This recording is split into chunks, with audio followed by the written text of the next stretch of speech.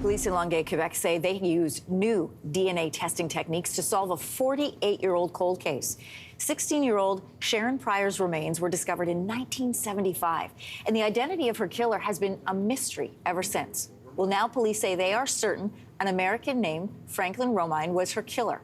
So what are these new DNA techniques? Professor Nicole Navrosky is a forensic biologist from the University of Toronto, Mississauga. Welcome to Your Morning. Thank you so much for having me. This is fascinating. Police and scientists solved this decades-old case through investigative genetic genealogy and the analysis of the subject's DNA. How do these kinds of genetic investigations work decades later?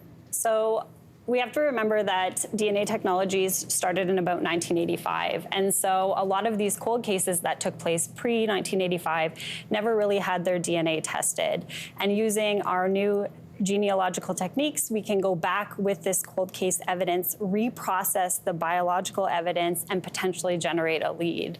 How has this genetic analysis been used in other cases then? So we're seeing a lot of genetic genealogy being used in order to make connections with these cold cases, because oftentimes we're not getting matches in our traditional criminal databases. So we take the DNA and we typically outsource it right now to private companies where they can create a DNA file that's compatible with our genealogical websites. We upload into the genealogical website and we do a search and we end up with some matches of potential relatives or even the potential person of interest.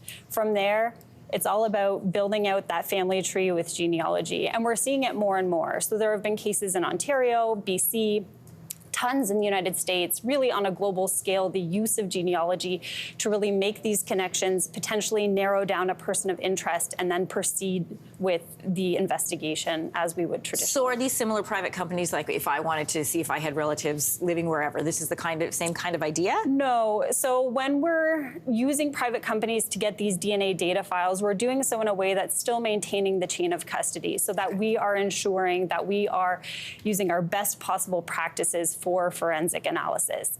At the end of the day, once investigators have developed a potential lead or a person of interest, we're referring back to our traditional DNA typing methods. So it's going back into the accredited forensic lab for that final confirmation of identity.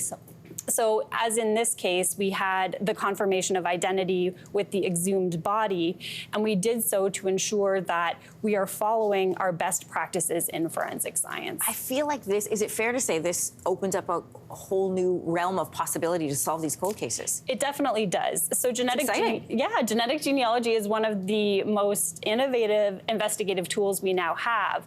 And in utilizing genetic genealogy, we are able to solve a substantial number of cases that previously would be unsolved.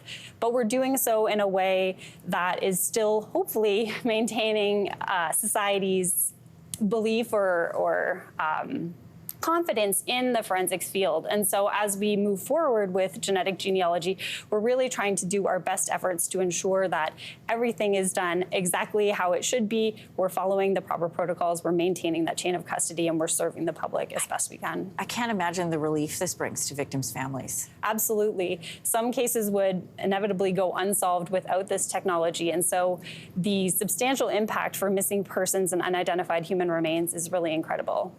Forensic biology professor Nicole Navrosky, thank you for being on this morning. It's fascinating. Thank you. Hey, thanks for watching. If you liked this, be sure to subscribe here, or you can check out more Your Morning videos right here.